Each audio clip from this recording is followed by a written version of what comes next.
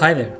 In this video, we will go over Domain 1 Cloud Concepts of the 2021 AWS Certified Cloud Practitioner Exam Guide. We will cover the three exam topics for Domain 1, which is Define the AWS Cloud and its value proposition, identify aspects of AWS Cloud economics, and finally list the different cloud architecture design principles. For each of the topics, there are certain subtopics. So for 1.1, define the AWS Cloud and its value proposition. We will go over definition of the AWS Cloud. We will understand what is cloud computing and types of cloud computing. We will go over the AWS value proposition and the 6 advantages of cloud computing. For 1.2, identify aspects of AWS Cloud economics. We will understand AWS total cost of ownership TCO tool, and we will go over the benefits of cloud computing. Finally, for 1.3, list the different cloud architecture design principles. We will understand the AWS Well-Architected Framework and go over the 5 pillars of the Well-Architected Framework, which is operational excellence, security, reliability, performance efficiency, and cost optimization.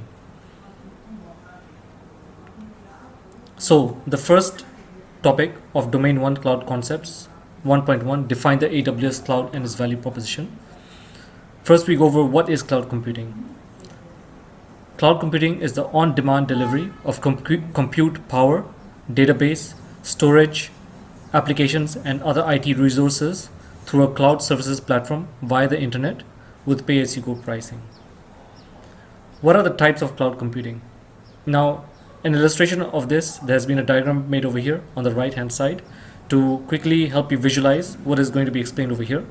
So, in the types of cloud computing, there are 2 topics: cloud computing models and then cloud computing deployment models. Cloud computing models are the different services offered by various cloud computing service providers like AWS, Google Cloud, or Microsoft Azure. One of the cloud computing models is infrastructure as a service, also known as IaaS. Infrastructure as a service provides the fundamental compute, networking, storage, and database infrastructure resources to the consumer without requiring the consumer to purchase the infrastructure. The consumer has control over the operating systems, storage, and deployed applications without having to worry about managing the underlying infrastructure. Examples of AWS IaaS services include EC2, VPS, and S3. Platform as a service. Platform as a service provides the hardware, operating system, and other software for consumers to simply design and deploy their applications. This frees consumers from undifferentiated heavy lifting involved in running your application, such as resource procurement, capacity planning, software maintenance, applying software patches. Examples of AWS Platform as a Service services include AWS Lambda, and AWS Relational Database System, also known as RDS, and AWS Elastic Beanstalk. Finally, we have software as a service. SaaS provides you with a completed product that is run and managed by the service provider. In most cases, people referring to software as a service are referring to end user applications such as Gmail from Google, Microsoft Office from Microsoft, and Amazon Prime from Amazon. Going over cloud computing deployment models. Cloud computing deployment models are different ways real businesses deploy applications on the cloud. There are 4 such models. One is public cloud, which is an application fully deployed on the cloud, and all parts of the application run from a cloud-based service provider such as AWS. Second is private cloud, also known as on-premises. Private organization investing in own IT hardware, largely due to compliance reasons like banks or insurance companies. Community cloud. Similar to public cloud, but access to cloud resources are to specific group of users with common interests, such as test drive some high-end security products. And finally, hybrid cloud. A hybrid cloud is a mix of public, private, or community cloud depending upon the local country data sharing laws and the compliance requirements of that country. Continuing with Domain 1 Cloud Concepts and subtopic 1.1, we go over the defining the AWS Cloud and its value proposition. The AWS value proposition is basically 6 advantages of cloud computing. The content displayed below is the same as that on AWS documentation available on the website, which is mentioned over here. The 6 advantages are to trade capital expense for variable expense, benefit from massive economies of scale, stop guessing capacity, increase speed and agility, stop spending money running and maintaining data centers, and go global in minutes. For the exam, it is important to remember this 6 advantages. You can just read through the explanation, but just recall these 6 advantages for the purpose of the exam. We now go over Domain 1 Cloud Concepts, Topic 1.2, Identifying Aspects of AWS Cloud Economics. In identifying aspects of AWS Cloud Economics, the value of cloud extends beyond total cost of ownership reduction. AWS customers also see significant improvement in other areas, which include staff productivity, operational resilience, and business agility. We first understand what exactly is AWS total cost of ownership reduction.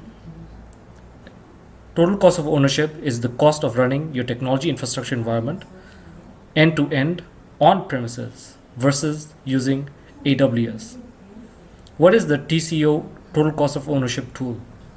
TCO analysis is used by customers in comparing the cost of running an entire infrastructure environment or specific workload on premises or in a co-location facility versus running it on AWS and in parallel an existing AWS workload with an on-premises or co-location setup. The benefit of cloud computing, there are 4 benefits. One is the cost saving, which is the total cost of ownership reduction. Infrastructure cost savings and avoidance from moving to the cloud. Staff productivity benefits, efficiency improvement by functions on a task-by-task basis.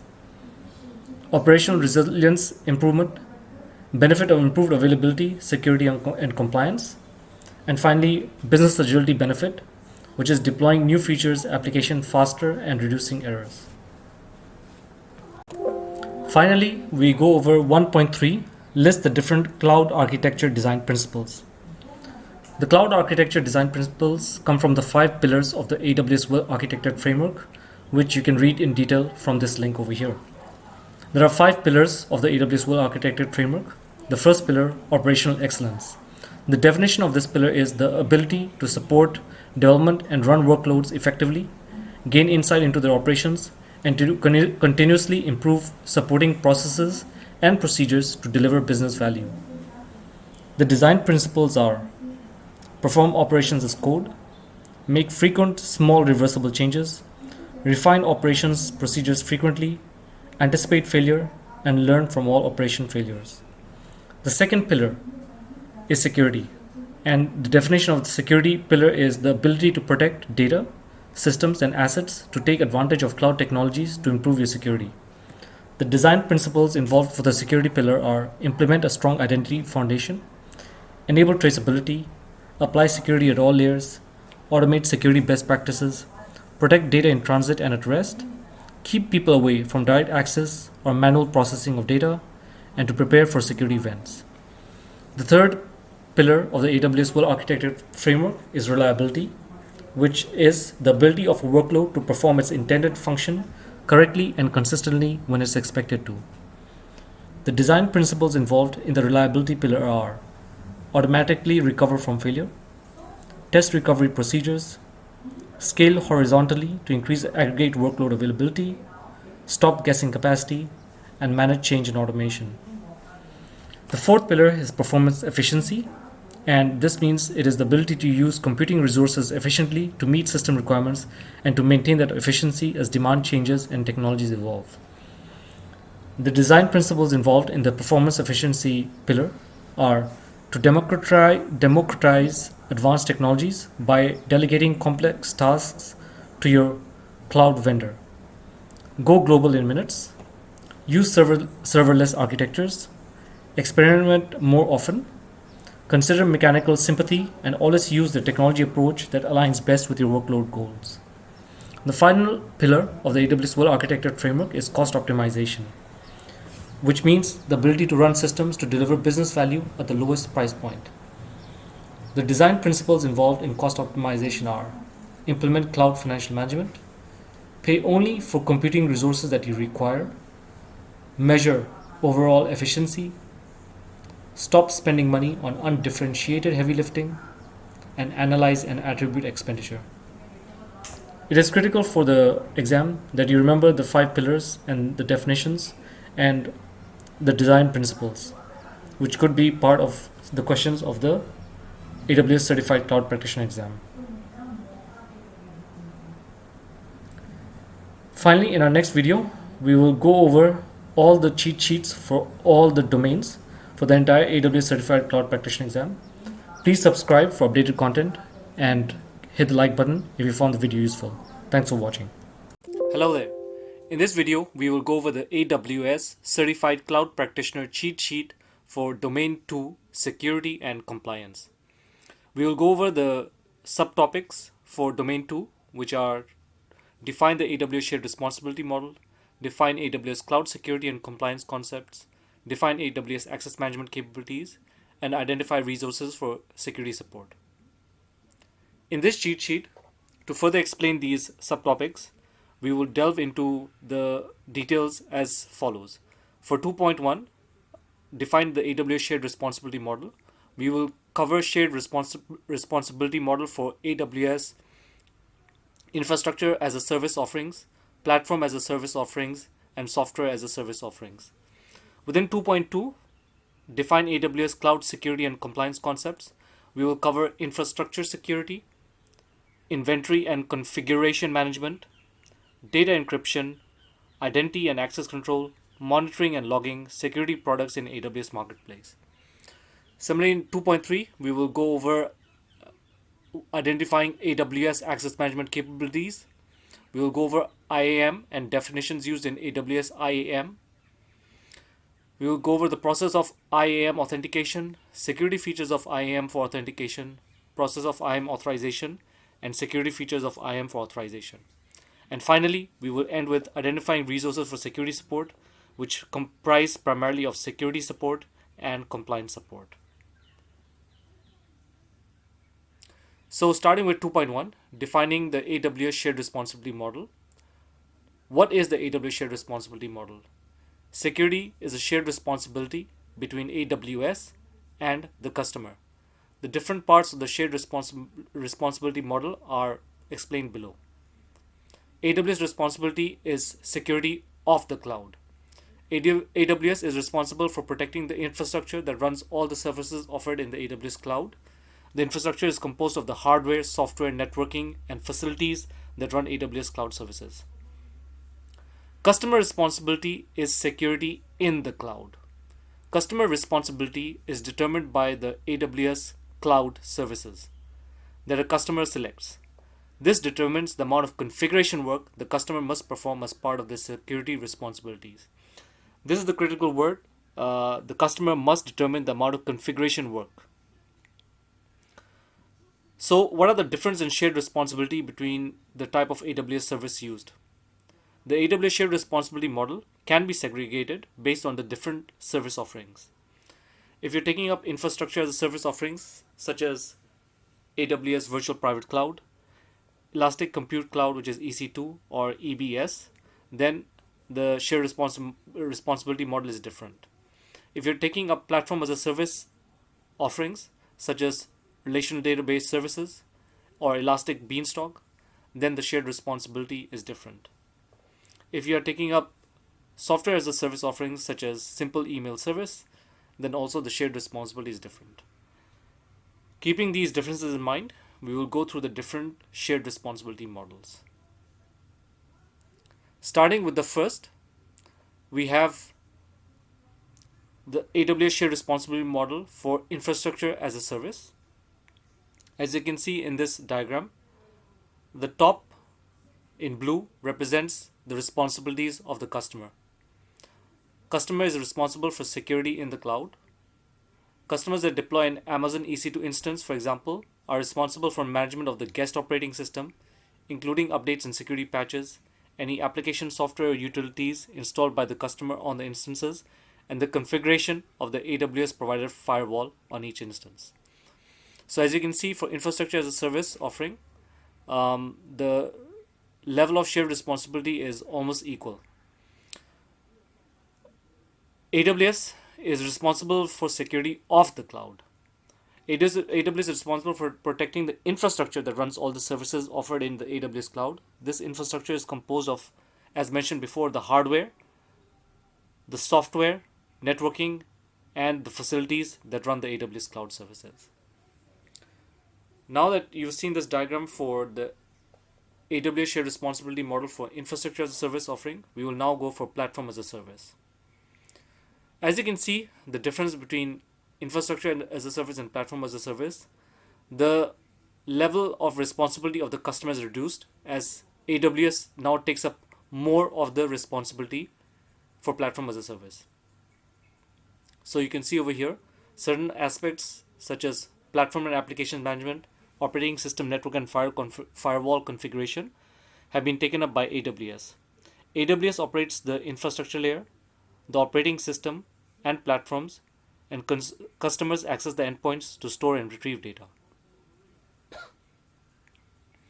The customer is just responsible for managing their data, including encryption options, classifying the assets, and using IAM tools to apply the appropriate permissions.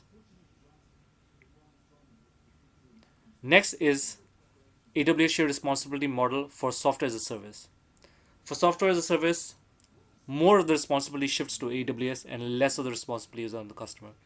Customer is just responsible for their data and data encryption, whereas AWS is responsible for, again, the infrastructure layer, the operating system, platforms, and even all the data in transit using AWS's own network. Now we will go over 2.2, Define AWS Cloud Security and Compliance Concepts. So AWS offers a variety of cloud security and compliance services, and this has been properly categorized as follows. So for infrastructure protection category, the various use cases that AWS helps solve are network security, distributed denial of service protection, filter malicious web traffic, and central management of firewall rules. To serve these use cases, AWS has a service for those specific use cases.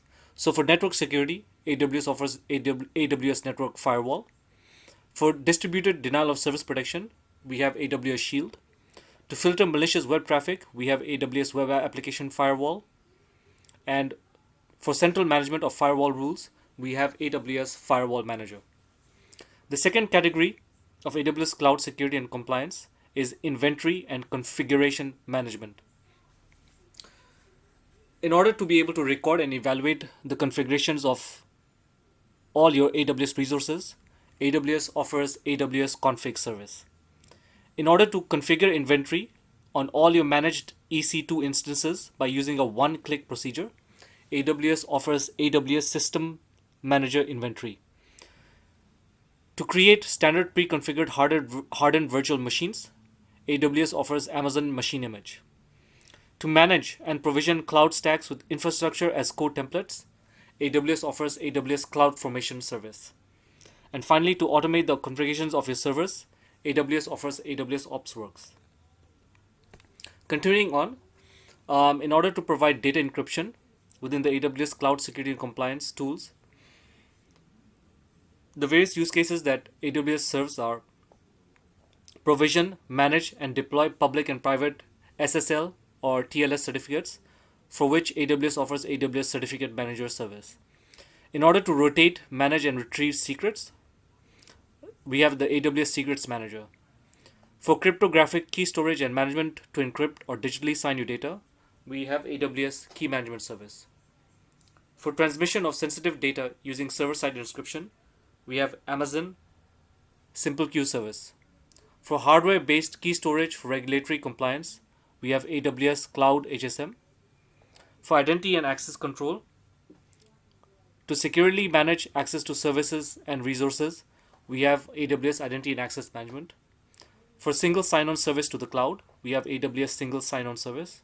For identity management for your apps, there is Amazon Cognito. To manage Microsoft Active Directory, we have AWS Directory Service. And for simple secure service to share AWS resources, we have the AWS Resource Access Manager. The final parts of AWS Cloud Security and Compliance concepts are monitoring and logging. The use cases that AWS serves are to track user activity and API usage. For that, we have AWS CloudTrail. For reliable, scalable, and flexible monitoring solution, we have Amazon CloudWatch. For continuous threat detection service, we have Amazon GuardDuty. To analyze application security, we have Amazon Inspector. And to continuously audit your AWS usage to simplify how you assess risk and compliance, we have AWS Audit Manager. Finally, in order to purchase security products from the AWS Marketplace, AWS Marketplace enables qualified partners to market and sell the software to AWS customers. And that is available as mentioned on the AWS Marketplace. Continuing on, we now go over 2.3 Identify AWS Access Management Capabilities. We will cover what is Identity Access and Management and the definitions used in AWS Identity Access and Management. We will cover the process of IAM authentication. We will go over the security features of Identity and Access Management for authentication. And we will cover process of IAM authorization as well as security features of Identity and Access Management for authorization. So, what are the various definitions that are used in AWS Identity and Access Management? So, what is Identity and Access Management? AWS Identity and Access Management is a web service that helps you securely control access to AWS resources. Why do you use Identity and Access Management? You use Identity and Access Management to control who is authenticated, signed in, and authorized to use AWS resources. What is the root user? When you first create an AWS account, you begin with a single sign-on identity called the AWS root user that has complete access to all of the AWS services and resources in the account. The AWS root user signs in with the email address and password that was used to create the account. Root user can create the first Identity and Access Management user. Once the first IAM user is created, ideally the root user login should be rarely used due to the root user's ability to completely access every aspect of the AWS account. Continuing on, what is IAM identity? An IAM identity provides access to an AWS account. AWS account root user or an IAM user with administrator privileges for the account can create IAM identities. IAM identities are created to assign IAM policies. IAM identities comprises of the IAM user, Identity and Access Management groups, and Identity and Access Management roles. Who is an IAM user? IAM users can be both individuals in your organization or applications that need access to specific AWS resources. Each user can have its own password for access to the AWS Management Console. Access keys allow users to make programmatic requests as an application. What are IAM groups? An IAM groups is simply a collection of users with common business objectives, for example, developers or quality assurance testers or admins. A user can belong to multiple groups. Groups cannot be nested or part of other groups. A group cannot be identified as a principal in a resource-based policy. What are roles?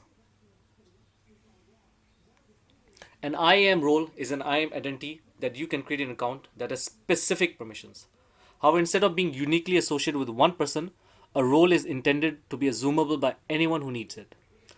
A role does not have standard long-term credentials such as password or access keys associated with it. Instead, when you assume a role, it provides you with temporary security credentials for your role session. Who is an IAM principal? Principal is an IAM entity that can interact with AWS resources in your AWS account. A principal is a person or application that can make a request for an action or operation on an AWS resource. Who is an IAM entity?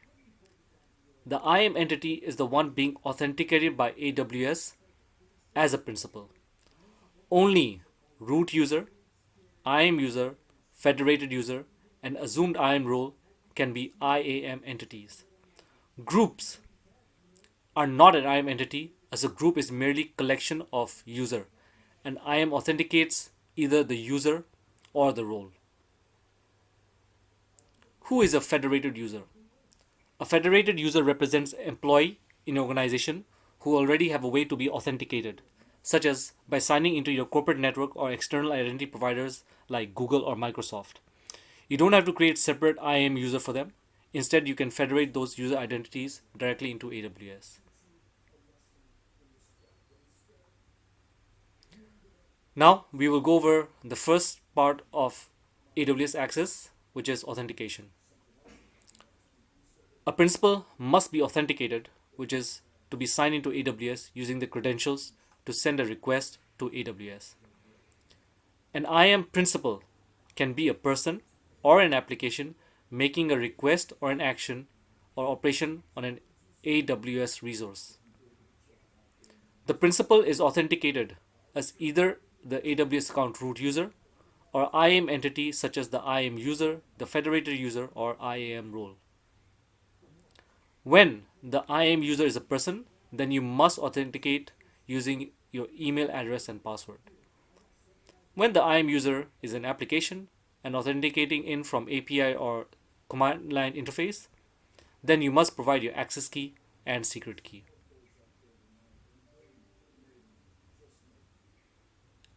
To go further, to identify AWS access management capabilities, we need to understand what is multi-factor authentication and what is AWS Security Token Service. Why is multi-factor authentication needed? AWS recommends you configure MFA to help protect your AWS resources for increased security. What is MFA? User is required to follow two-factor authentication to access AWS website or resources in AWS account. First, the root user or the IAM user must log in using login ID and credentials, and a user must key in a valid code generated from either a virtual MFA device, UTF security key, or a hardware MFA device. What's the benefit of MFA? MFA adds extra security because it requires users to provide unique authentication from an AWS supported MFA mechanism, in addition to the regular sign-in credentials when they access AWS websites or services. What is the AWS Security Token Service? Why is STS needed? An IAM role does not have standard long-term credentials such as password or access keys associated with it. Instead, when you assume a role, it provides you with temporary security credentials for your role session. What is the Security Token Service? You can use the AWS Security Token Service to create and provide trusted users with temporary security credentials that can control access to the AWS resources. What is the security benefit of STS? Temporary security credentials are not stored with the user, but are generated dynamically and provided to the user when requested. When or even before the temporary security credentials expire, the user can request new credentials as long as the user requesting them still has the permissions to do so. So AWS Security Token Service is meant for identity and access management roles. Going further into identifying AWS access management capabilities, we now go into the step of authorization. Authorization is the process of specifying exactly what actions a principal can perform on the resources in the AWS account. The steps involved in authorization are: when an IAM principal makes a request, AWS evaluates the policies that are attached to the AWS identities. AWS checks in the request for the permissions in the policies to determine whether the request is allowed or denied. AWS uses values from the request context to check for the policies that apply to that request. It then uses the policies to determine whether to allow or deny the request. We will go over the different policy types, which are identity-based policy and resource-based policy. So, what is a policy? A policy is an object in AWS that, when associated with an identity or resource, defines the permissions. How does a policy provide security during authorization? When an IAM principal, user role, makes a request, AWS evaluates the policies attached to the AWS identity or to the AWS resource, and the permission in the policies determine whether the request is allowed or denied. What is an identity-based policy? Identity-based policy grant permissions to IAM identities, which are the users, the groups, or roles. Identity-based policies are managed or inline policies to an identity. A managed policy is a standalone identity-based policy that you can attach to multiple users, groups, and roles in your AWS account. There are two types of managed policies: AWS managed policies, which are created and managed by AWS; customer managed policies that you as the customer create and manage in your AWS account. Customer managed policies provide more precise control over your policies than AWS managed policies. Inline policies are the second type of identity based policies. Inline policies are added directly to a single user, group, or role. Inline policies maintain a strict one to one relationship between a policy and an identity. They are deleted when you delete the identity. What is a resource based policy? You attach inline policies to resources. The most common example of resource based policies are Amazon S3 bucket policies and IAM role trust policies. Resource based policies are inline policies. There are no managed resource based policies. The benefit of resource based policies is that it allows cross account access. So if you have more than one AWS account in your AWS environment, the resource based policies allows you to have cross account access. Now we come closer to the end and we will go over topic 2.4: identify resources for security support. You need to briefly learn these topics but do not have to memorize them by heart. What is AWS Trusted Advisor as part of security support? It is an online tool that acts like a customized cloud expert, helping you to configure your resources to follow best practices. Trusted Advisor inspects your AWS environment to help close security gaps and find opportunities to save money, identify system performance, and increase reliability. What are AWS account teams? Finally, we will go over 2.4: identifying resources for security support. You do not need to memorize the description thoroughly. However, you do need to know what the AWS service relates to for the AWS Certified Cloud Practitioner exam. So AWS Trusted Advisor, it is an online tool that acts like a customized cloud expert, helping you to configure your resources to follow best practices. Trusted Advisor inspects your AWS environment to help close security gaps and finds opportunities to save money, improve system performance, and increase reliability. AWS account teams provides a first point of contact, guiding you through deployment implementation and pointing you towards the right resource to resolve security issues you may encounter. AWS Enterprise Support is a concierge service which ensures that customers' issues are addressed swiftly as possible. It provides 15-minute response time and is available 24/7 by phone, chat, or email, along with a dedicated technical account manager. However, please note enterprise support is a specific support plan and depends upon the support package that the customer is subscribed for. AWS Partner Network refers to hundreds of certified AWS consulting partners worldwide that can help with your security and compliance needs. AWS Professional Services helps customers develop security policies and practices based on well-proven designs and help ensure that customer security design meets internal and external compliance requirements. The AWS Marketplace security products complement the existing AWS services to enable you to deploy a comprehensive security architecture and a more seamless experience across your AWS cloud and on-premises environments. AWS Security Bulletins provides security bulletins around current vulnerabilities and threats and enables customers to work with AWS security experts to address concerns like reporting abuse, vulnerabilities, and penetration testing. AWS Security Documentation shows how to configure AWS services to meet your security and compliance objectives. The AWS Well-Architected Framework provides a security pillar that focuses on protecting information and systems.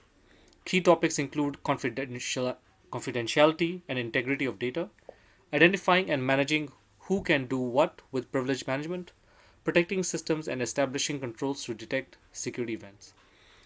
And we have the AWS Well-Architected tool that provides a plan on how to architect for the cloud using established best practices. Finally, we end with compliance support. So AWS offers the AWS Cloud Audit Academy, which provides auditors with the education and tools to audit for security in the cloud using a risk-based approach, as well as AWS Compliance Solutions Guide, which is a repository of frequently used resources and processes needed to perform your compliance responsibilities on AWS. So this concludes the topics for the AWS cheat sheet for security and compliance.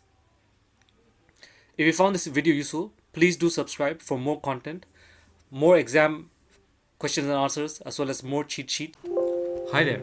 In this video, we will go over the AWS Certified Cloud Practitioner cheat sheet for Domain 3 technology. We will cover the exam curriculum for the AWS Certified Cloud Practitioner exam. We will cover these 4 topics: define methods of deploying and operating in the AWS cloud, define the AWS global infrastructure, identify the core AWS services, and identify resources for technology support. We will go into further detail for each of these topics. We will go into these separate subtopics. For 3.1, define methods of deploying and operating in the AWS cloud, we will go over deployment services and deployment strategies. For 3.2, define the AWS global infrastructure, we will cover regions, availability zones, and edge locations.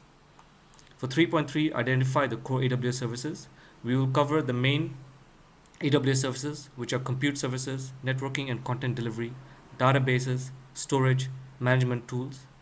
And finally, we will end up with identifying resources for technology support. We will go over the various support plans that AWS offers to its clients. First, designing a deployment solution for your application is a critical part of building a well-architected application on AWS. There are 2 aspects of deployment solutions: AWS deployment services and AWS deployment strategies. AWS deployment services provides several services that provide management capabilities for one or more aspects of your application lifecycle. Depending upon your desired balance of control, whether you want manual management of the resources versus convenience, which is AWS management of the resources, you can design your deployment service. When designing a deployment solution on AWS, you should consider how your solution would address the following capabilities. How do you provision? How does the deployment service help to provision cloud resources? Should you create the raw infrastructure, or should managed service infrastructure from AWS cover that for your application? Configure. How much customization does the deployment service permit? What is the level of customization your infrastructure needs based on environment, runtime, security, availability, performance, network, or other application requirements? Deploy. How much deployment automation does the deployment service permit? Do you need to install or update your application components onto infrastructure resources and manage the transition from a previous application version to a new application version? Scale. How does deployment service permit you to scale or descale cloud resources? How to proactively or reactively adjust the number of resources available to your application? Monitor. How does the deployment service permit you to monitor your cloud resources? How do you track resource usage, deployment success failure, application health, application logs, configuration drift, and more? These factors are important for your deployment solution. So now we will go over the various deployment services that are available to AWS customers. Over here, we will first go over AWS CloudFormation and AWS Elastic Beanstalk based on the deployment service criteria. First of all, what is AWS CloudFormation? CloudFormation offers granular control over the provisioning and management of all application infrastructure components, from low-level components such as route tables or subnet configurations to high-level components such as CloudFront distributions. For the purpose of the AWS Cloud Practitioner exam, it will be just important for you to have an overall knowledge of these aspects, but you do not need to memorize them. With respect to provisioning, AWS CloudFormation would automatically create and update infrastructure components that are defined in a template. With respect to configuration, AWS CloudFormation templates offers extensive flexibility to customize and update all infrastructure components. With respect to deploy, AWS, you can update your CloudFormation templates to alter the resources in a stack. For scalability, CloudFormation will not automatically handle infrastructure scaling on your behalf. However, you can configure auto-scaling policies for your resources in a CloudFormation template. And finally, monitoring. CloudFormation provides native monitoring of the success or failure of updates to infrastructure defined in template, as well as drift detection to monitor when resources defined in template do not meet specifications. Now we go over AWS Elastic Beanstalk.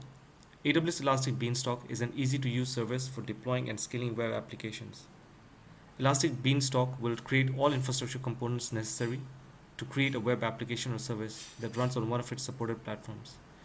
If you need additional infrastructure, this will have to be created outside of Elastic Beanstalk. This covers the provisioning factor. Configuration on AWS Elastic Beanstalk. Elastic Beanstalk provides a wide range of options for customizing the resources in your environment.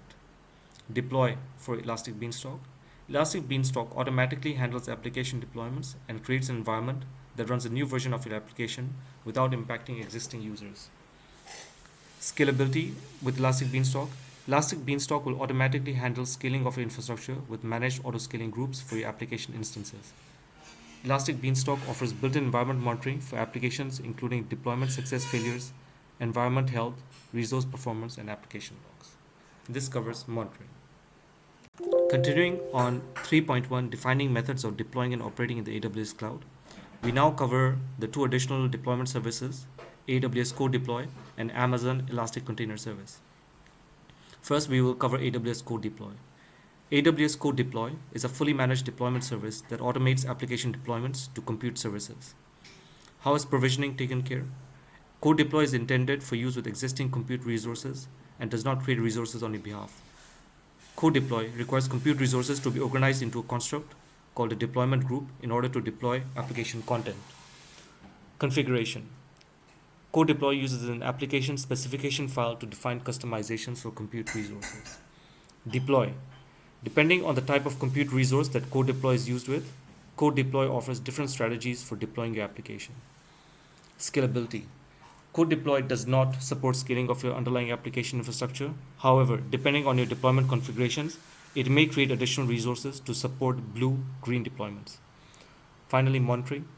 Code Deploy offers monitoring of the success or failure of deployments, as well as a history of all deployments, but does not provide performance or application level metrics. Now going through Amazon Elastic Container Service. Amazon Elastic Container Service, ECS, is a fully managed container orchestration service that supports Docker containers and allows you to easily run applications on a managed cluster. Amazon ECS, how does it provision? Will provision new application container instances and compute resources based on scaling policies and Amazon ECS configurations.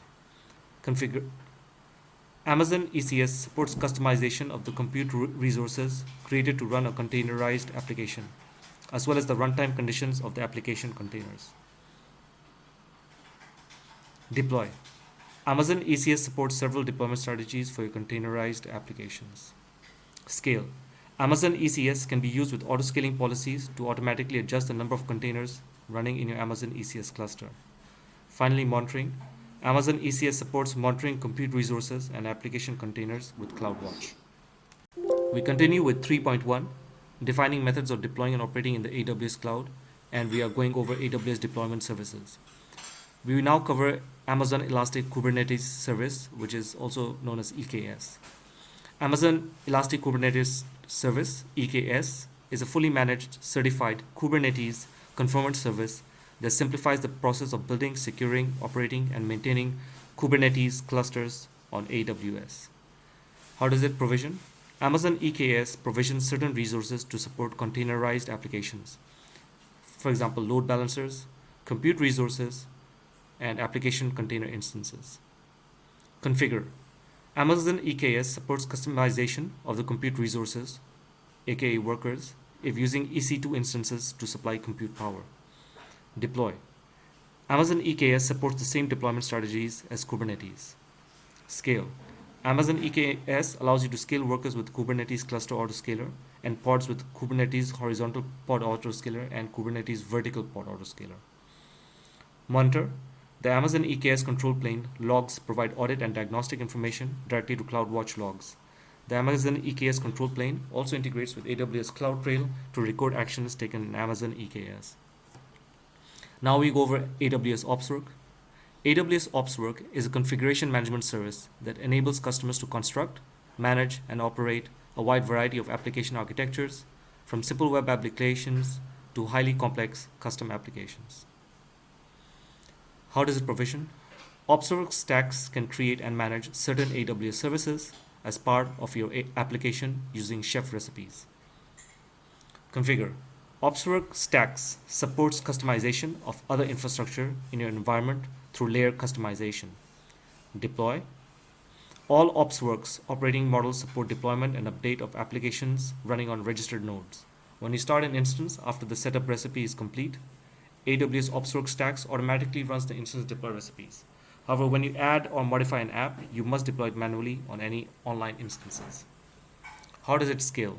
Opsworks stacks can handle automatically scaling instances in your environment based on changes in incoming traffic. Finally, monitor. Opsworks provides several features to monitor your application infrastructure and deployment success. We continue with 3.1 Define methods of deploying and operating the AWS Cloud. We have completed AWS deployment services, and now we are going over AWS deployment strategies. There are 4 AWS deployment strategies: pre-baking versus bootstrapping Amazon machine images, also known as AMIs, blue or green deployments, rolling deployments, and in-place deployments. First, we go over pre-baking versus bootstrapping. When should you use this deployment strategy? If your application relies heavily on customization or deploying applications onto Amazon EC2 instances, then you can optimize your deployments through bootstrapping and pre-baking practices. What is the deployment strategy details? Installing your application dependencies or customizations whenever an Amazon EC2 instance is launched is called bootstrapping an instance. Pre-baking is the process of embedding a significant portion of your application artifacts with an AMI so you can launch multiple identical instances from a single AMI. Which deployment service can be combined with this strategy? There's no specific service, so it can be used with all the deployment services. For blue-green deployments, using a blue or green deployment strategy increases application availability and reduces deployment risk by simplifying the rollback processes if a deployment fails. What is the deployment strategy details? A blue or green deployment is a deployment strategy in which you create 2 separate but identical environments. One environment green is running the previous application version, and one environment blue is running the new application version. You can use this deployment strategy for deployment services such as Elastic Beanstalk, Opsworks, CloudFormation, CodeDeploy, and Amazon ECS. Rolling deployments. A rolling deployment is a deployment strategy that slowly replaces previous versions of an application with new versions of application by completely replacing the infrastructure on which the application is running. When should you use this deployment strategy? Unlike blue or green deployment, in a rolling deployment, there is no environment isolation between the old and new application versions. This allows rolling deployments to complete more quickly but has more risks. You can use a rolling deployment strategy with deployment services such as Amazon Elastic Container Services, Elastic Beanstalk, and Opsworks. In-place deployment. An in-place deployment is a deployment strategy that updates the application version without replacing any infrastructure components. An in-place deployment strategy detail allows you to deploy your application without creating new infrastructure. This approach also minimizes infrastructure costs and management overhead associated with creating new resources. However, the availability of your application can be affected during these deployments. You can use the deployment strategy with most deployment services. We now cover 3.2, Define the AWS Global Infrastructure. Over here on the left, you see some examples of what an AWS region is. And within the AWS region, we have availability zones. And within that, we have data centers. Let's understand the definitions of these terminologies. Regions. A region is a physical location around the world where AWS has a cluster of data centers. Availability zones. Each group of the above mentioned cluster of logical data centers is an availability zone. So as you can see over here, these icons which represent the data clusters represents the availability zones which are within a region. As mentioned, a region is a physical location around the world. You can see over here some examples of regions. US East North Virginia region, which has 6 availability zones. US East Ohio region, which has 3 availability zones, also known as AZs, and US East Oregon region, which has 4. Understanding more about regions, factors that influence region selection. Number 1 is security and compliance. If local regulations require data to be stored in a particular country, then it is best to select a region that serves that particular country. Number 2, proximity. To maintain low latency speeds, it is best to use a region located close to your customers. For example, if your application serves primarily Chinese users, then select China region. Number 3, feature availability. Certain AWS services are only available at select AWS regions. And for example, certain services are only available in the US regions or maybe Singapore or other countries, other regions. Number 4, pricing. Cost of AWS services can vary by region, so depending on where your users are based, you should select the right region to optimize for AWS cost against revenue from users. Finally, going over edge locations. What are edge locations? Edge locations are worldwide locations of places where data is cached to provide low latency services to users of AWS services. Edge locations are actually a part of CloudFront. What CloudFront does is it connects to the host, which is your EC2 server or S3. If data is not already cached in an edge location, then CloudFront makes a request to the origin if the data object is not cached. Once it's made the request and it stores the data for caching, CloudFront sends your distribution configuration, but not your content, to all its edge locations where CloudFront caches copies of your files. So this completes defining the AWS global infrastructure. We now go over 3.3, identifying the core AWS services. First category, instances and virtual machines. Within compute services, with respect to instance and virtual machines, we have 5 different services: Elastic Compute Cloud, also known as EC2, EC2 Spot, EC2 Autoscaling, Amazon Lightsail, and AWS Batch. Amazon EC2 is a web service that provides secure, resizable compute capacity in the cloud. And the service use case is to secure and provide resizable compute capacity in the cloud. What is Amazon EC2 Spot? EC2 Spot instances let you take advantage of unused EC2 capacity in the AWS cloud for up to a 90% discount compared to on-demand prices. The service use case is to run fault-tolerant workloads for up to 90% price off the on-demand prices. Amazon EC2 Autoscaling helps you maintain application availability and allows you to automatically add or remove EC2 instances. The service use case is to automatically add or remove compute capacity to meet changes in demand. Amazon Lightsail is an easy-to-use virtual private server that offers you everything needed to build an application or website, plus a cost-effective monthly plan. The service use case is easy-to-use cloud platform that offers you everything you need to build an application or website. AWS Batch. AWS Batch plans, schedules, and executes your batch computing workloads. The service use case is a fully managed batch processing at any scale. Within compute services, we now go over the category of containers. There are 2 services: Amazon Elastic Container Service and Amazon Elastic Kubernetes Service. Amazon Elastic Container Service, also known as ECS, is a fully managed container orchestration service. The service use case is to provide highly secure, reliable, and scalable way to run containers. Amazon Elastic Kubernetes Service. Amazon Elastic Kubernetes Service, which is EKS, gives you the flexibility to start, run, and scale Kubernetes applications in the AWS cloud or on premises. The service use case is to provide a fully managed Kubernetes service. Finally, within the category of serverless, we have AWS Lambda. With Lambda, you can run code for virtually any type of application or backend service, all with zero administration. The service use case is to run code without thinking about servers and to pay only for the compute time that you actually consume.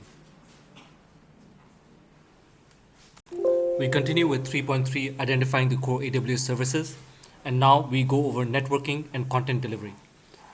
In the category of building a cloud network, we have 2 networking content delivery services: Amazon VPC, also known as Virtual Private Cloud, and Amazon Route 53. Amazon Virtual Private Cloud is a service that lets you launch AWS resources in a logically isolated virtual network that you define. What is the use case? To define and provision a logically isolated network for your AWS resources. Amazon Route 53. Amazon Route 53 is a highly available and scalable cloud domain name service, DNS web service. The service use case is to route users to internet applications with a managed DNS service. Within the category of scaling your network, we have elastic load balancing. ELB, or elastic load balancing, distributes network traffic to improve the scalability of your applications. The service use case is to automatically distribute traffic across a pool of resources such as instances, containers, IP addresses, and Lambda functions. Within the category of building a hybrid IT network, we have AWS Virtual Private Network for the client. AWS Client Virtual Private Network, or VPN, is a fully managed remote access VPN solution used by your remote workforce to securely access resources within both AWS and your on-premises network.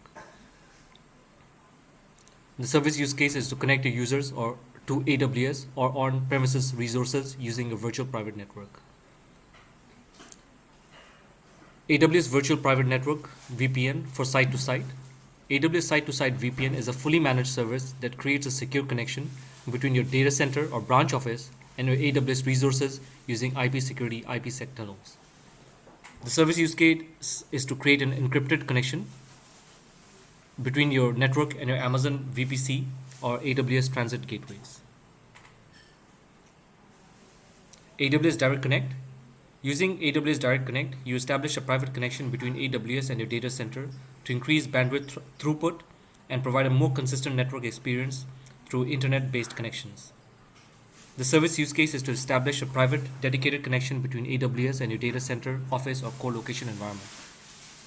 Finally, going over content delivery networks, which we covered previously, Amazon CloudFront. Amazon CloudFront is a fast content delivery network (CDN) service that securely delivers data, videos to customers globally with low latency and high transfer speeds. The service use case is to securely deliver data, videos, applications, and APIs to customers globally with low latency and high transfer speeds. Continuing with identifying the core AWS services, we now go over database. In terms of database type, we have 4 database types. For the purpose of the AWS Cloud Practitioner exams, we will only cover these 4 database types: relational database types, key value, document, and graph. The database services that cover database type for relational database are Amazon RDS and Amazon Aurora. Amazon RDS, or relational database services, makes it easy to set up, operate, and scale a relational database in the cloud with 6 familiar database engines to choose from, which include Amazon Aurora, PostgreSQL, MySQL, MariaDB, Oracle Database, and SQL Server. The service use case is for traditional applications, ERP, CRM, and e-commerce. For the purpose of the AWS Cloud Practitioner exam, it is very critical that you remember the service use case with the database service that you are going to be using. Continuing with a relational database type and the database service Amazon Aurora. Aurora is a MySQL and PostgreSQL compatible relational database built for the cloud that combines the performance and availability of traditional enterprise databases with the simplicity and cost effectiveness of open source databases. Again, the service use case is the same: traditional applications, ERP, CRM, and e-commerce. Going over key value database types, we have Amazon DynamoDB. Amazon DynamoDB is a key value and document database that delivers single-digit millisecond performance at any scale. The service use case is for high-traffic web apps, e-commerce systems, and gaming applications. For document database types, Amazon Document DB with MongoDB compatibility. Amazon Document DB is a fast, scalable, highly available, and fully managed document database service that makes it easy to store, query, and index JSON data. The service use case is for content management, catalogs, user profiles. Finally, we have for graph database types, we have Amazon Neptune as the database service. Amazon Neptune is a fast, reliable, fully managed graph database service that makes it easy to build and run applications that work with highly connected datasets. The service use case is for fraud detection, social networking, and recommendation engines. Continuing with identifying the core AWS services, we now go over storage. There are 5 storage types, which are object storage, file storage, block storage, edge computing and storage, and data transfer. We cover the first storage service, which is Amazon Simple Storage Service, which is S3. S3 is an object storage service that offers industry-leading scalability, data availability, security, and performance. The service use case is object storage is built to store and retrieve any amount of data from anywhere. File storage type. There are two storage services for file storage. First is Amazon Elastic File System, also known as EFS. Amazon EFS provides a simple, serverless, set and forget elastic file system that lets you share file data without provisioning or managing storage. The use case is scalable, elastic, cloud native, network file system. Then we have Amazon FSx for Windows File Server. Amazon FSx for Windows File Server provides fully managed, highly reliable, and scalable file storage on Windows Server, delivering a wide range of administrative features such as user quotas, end-user file restore, and Microsoft Active Directory integration. The service use case is fully managed file storage built on Windows Server. Block storage. Amazon Elastic Block Storage is a storage service used for block storage type. EBS or Elastic Block Storage is an easy-to-use, high-performance block storage service designed for use with the Amazon Elastic Compute Cloud EC2 for both throughput and transaction-intensive workloads at any scale. The service use case is easy-to-use, high-performance block storage at any scale. Then going over edge computing and storage types, we have AWS Snow Family. AWS Snow Family helps customers that need to run operations in austere non-data center environments and in locations where there's lack of consistent network connectivity. The service use case is to provide highly secure portable devices to collect and process data at the edge and migrate data into and out of AWS. Finally, going over data transfer, we have two service types, AWS Storage Gateway and AWS Transfer Family. Customers use Storage Gateway to simplify storage management and reduce costs for key hybrid cloud storage use cases. The service use case is hybrid cloud storage service that gives you on-premises access to virtually unlimited cloud storage. Then we have AWS Transfer Family. AWS Transfer Family lets you preserve existing data exchange processes using file exchange over SFTP, FTPS, and FTP while taking advantage of the superior economics, data durability, and security of Amazon S3 or Elastic File System. The service use case is simple and seamless file transfer to Amazon S3 and Amazon EFS using existing data transfer methods such as SFTP, FTPS, and FTP. Continuing with identifying the core AWS services, we now go over the last part, which is management tools. There are three main management tool types that you should be aware of for the AWS Cloud Certified Cloud Practitioner exam. Enterprise governance and control, provision and orchestration, monitoring, and observability. The management tool services that are available for enterprise governance and control are first, AWS Control Tower. With AWS Control Tower, builders can provision new AWS accounts in a few clicks, while you have peace of mind knowing that your accounts conform to company-wide policies. The service use case is it is the easiest way to set up and govern a secure multi-account AWS environment. AWS organizations. AWS organizations helps you to quickly scale your environment by allowing you to programmatically create new AWS accounts. An AWS account is a container for your resources. The service use case for AWS organizations is to centrally manage and govern your environment as you scale your AWS resources. AWS budgets. AWS budgets allows you to set custom budgets to track your cost and usage from the simplest to the most complex use case. The service use case of AWS budgets is to improve planning and cost control with flexible budgeting and forecasting. AWS Well-Architected tool helps you to review the state of your workloads and compares them to the latest AWS architectural best practices. The service use case of AWS Well-Architected tool is to review your architecture and adopt best practices. Within provisioning and orchestration management tool type, we have AWS CloudFormation and Opsworks. CloudFormation template describes your desired resources and the dependencies so you can launch and configure them together as a stack. You can use a template to create, update, and delete an entire stack as a single unit as often as you need. The service use case of CloudFormation is to speed up cloud provisioning with infrastructure as code. AWS Opsworks. is a configuration management service that provides managed instances of Chef and Puppet to automate how servers are configured, deployed, and managed across your EC2 instances or on-premises compute environments. The service use case of Opsworks is to automate operations with Chef and Puppet. For monitoring observability, we have Amazon CloudWatch and CloudTrail that you should be aware for AWS Certified Cloud Practitioner exam. AWS CloudWatch collects monitoring and operational data in the form of logs, metrics, and events, providing you with a unified view of AWS resources, applications, and services that run on AWS and on-premises servers. The service use case of CloudWatch is observability of your AWS resources and applications on AWS and on-premises. Finally, AWS CloudTrail. AWS CloudTrail is a service that enables governance, compliance, and operational auditing and risk auditing of your AWS account. The service use case of CloudTrail is to track user activity and API usage. We go over now the last part of the cheat sheet for Domain 3 technology, topic 3.4, which is identifying resources for technology support. There are 4 basic AWS support plans that you should be aware of for the Certified Cloud Practitioner exam, which is Basic, Developer, Business, and Enterprise. For the purpose of the exam, you do not need to remember each and every category of the support plans, but you should know the description of the support plans. So basic support is included for all AWS customers. Okay. For developer, it is recommended if you're experimenting or testing in AWS.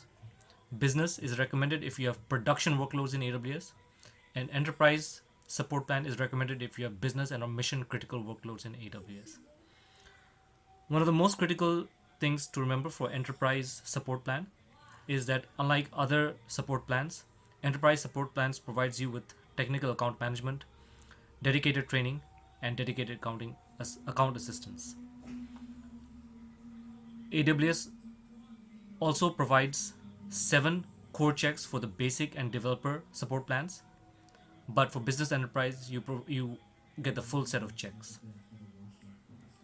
The rest of the aspects you can just briefly read through, but it is not critical that you remember them. The only critical parts that you should remember is that technical account management, training, and account assistance is a specific option in the enterprise plan, but it is not provided. Hi there. In this video, we will go over AWS Certified Cloud Practitioner cheat sheet for Domain 4 billing and pricing. We will go over these 3 aspects of Domain 4 billing and pricing for the AWS Certified Cloud Practitioner exam, which is 4.1, compare and contrast the various pricing models for AWS. 4.2, recognize the various account structures in relation to AWS billing and pricing. And finally, 4.3, identify resources available for billing support.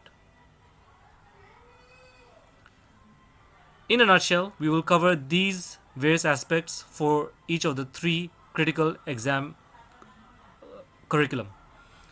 4.1, compare and contrast the various pricing models for AWS, which consists of fundamental drivers of cost in AWS, the AWS free tier, how do you pay for AWS, the 5 cost optimization pillars of AWS, and then pricing for various AWS services.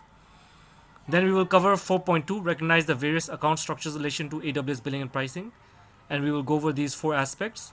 And finally, we will end with 4.3, identify the resources available for billing support.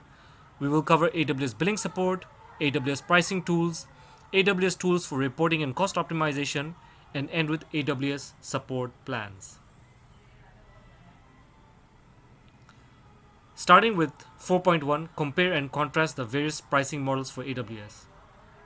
The first, what are the fundamental drivers of cost in AWS? There are 3 fundamental drivers of cost with AWS, which are compute, storage, and outbound data transfer. There are no charges for inbound data. Second, AWS free tier. The AWS free tier enables you to gain free hands-on experience with more than 60 products on AWS platform. AWS free tier includes the following free offer types: 12 months free, always free, and trials. How do you pay for AWS? There are 3 aspects: pay as you go, This allows you to reduce wasting capacity based on forecasts and pay for just the services you need. Save when you reserve. You enjoy higher savings when you reserve capacity. Finally, you pay less by using more. With AWS, you get volume-based discounts and realize important savings as the usage in AWS increases. The 5 cost optimization pillars of AWS are: you should right size, you should increase elasticity, you should leverage the right pricing model, you should optimize storage, and measure, monitor, and improve. Now going over the various AWS services and the individual pricing for these services. You do not need to memorize everything, but the critical things that you need to remember is EC2 pricing models, what is on demand, what are spot instances, what is savings plans, what is reserved instances, and what are the various payment options when choosing a standard or convertible reserved instance, understanding what is a dedicated host, and briefly understanding what is Lambda pricing model. Going over these topics quickly. On demand, with on demand instances, you pay for compute capacity by the hour or second, depending on which instances you run. No long-term commitments or upfront payments are needed. Spot instances allow you to request spare Amazon EC2 compute capacity for up to 90% off the on-demand price. Saving plans are a flexible pricing model that offer low prices on EC2 and Fargate usage in exchange for a commitment to a consistent amount of usage for a 1 or 3 year term. Just remember this particular aspect of savings plans. It is for a commitment to a consistent amount of usage for a 1 or 3 year term. With reserved instances, provides you with a significant discount up to 75% compared to on-demand instant pricing. There are 3 reserved instance types. There's a standard reserved instance, convertible reserved instance, and a scheduled reserved instance. You can choose between the 3 payment options when you purchase a standard or convertible reserved instance. Either you can go for all upfront, you pay for the entire reserved instance term with one upfront payment, which gives the highest discount. Partial upfront option. You make a low upfront payment and are then charged a discounted hourly rate for the instance for the duration of the reserved instance term. Finally, no upfront option does not require any upfront payment and provides a discounted hourly rate for the duration of the term. However, the discount is up to 75% or lower. Finally, dedicated hosts. A dedicated host is a physical EC2 server dedicated for use. Dedicated hosts can help you reduce costs by allowing you to use your existing server-bound software licenses. Finally, Lambda pricing model. For AWS Lambda, you are charged based on the number of requests for your functions and the time it takes for them to run. AWS Lambda allows 1 million free requests and up to 3.2 million seconds of compute time per month.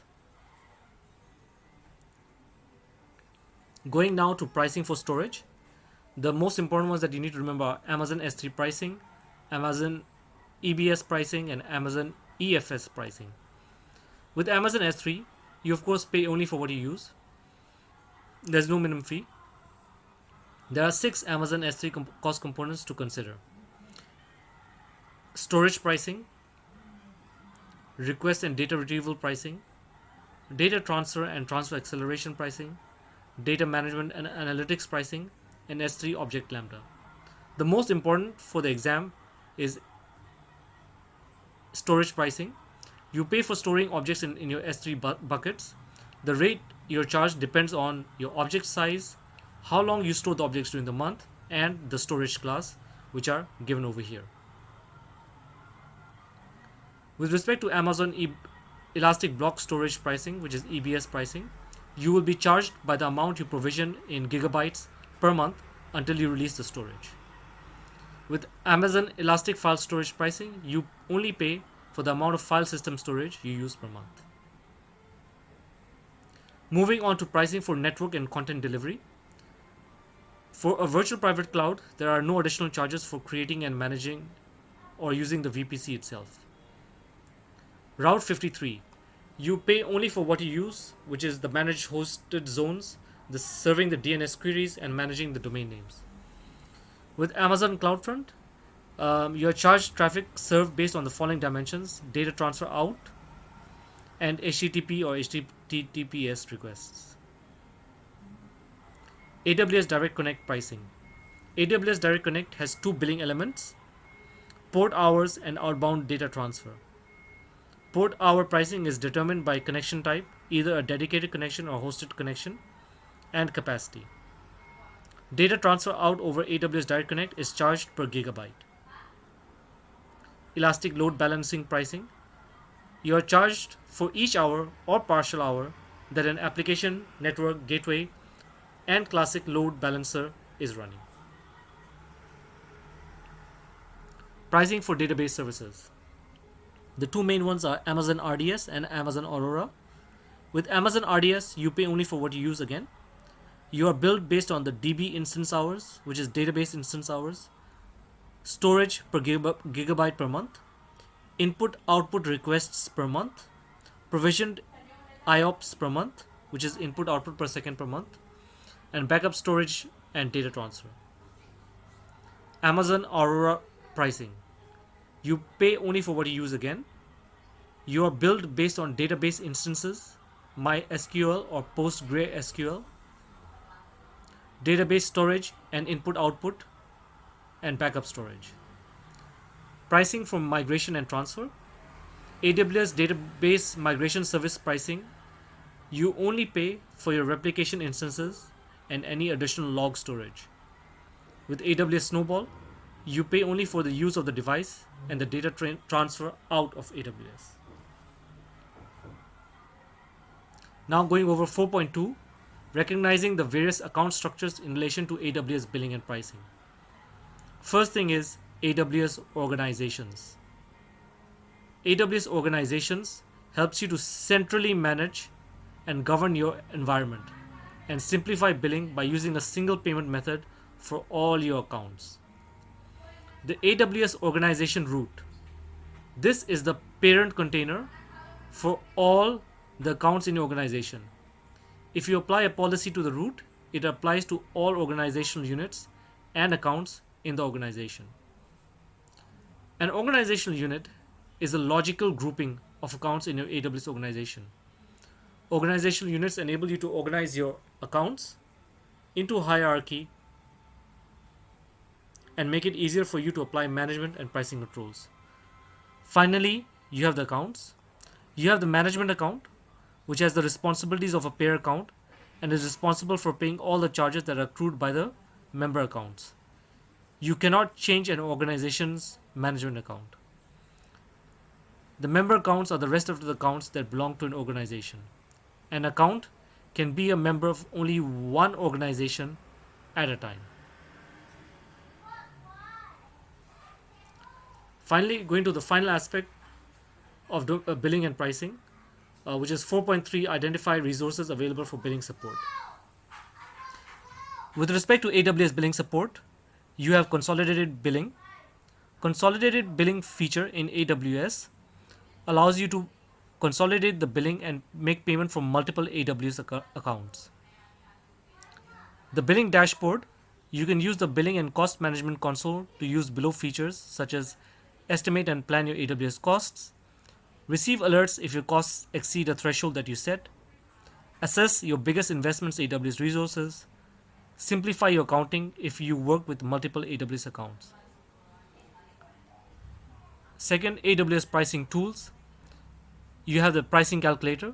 The AWS pricing calculator allows you to estimate individual or multiple prices and use templates to price complete solutions. The AWS Marketplace is a curated digital catalog that makes it easy to find, test, buy, and deploy third-party software.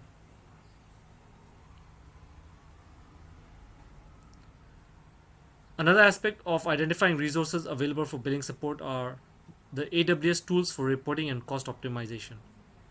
To see these details, you can use this link to see further details about AWS tools for reporting and cost optimization. In a nutshell, the tools for reporting and cost optimization are AWS Cost Explorer, which is a visualization tool to understand and manage your AWS costs and usage over time. The use case is to report and inspect. the AWS Trusted Advisor tool.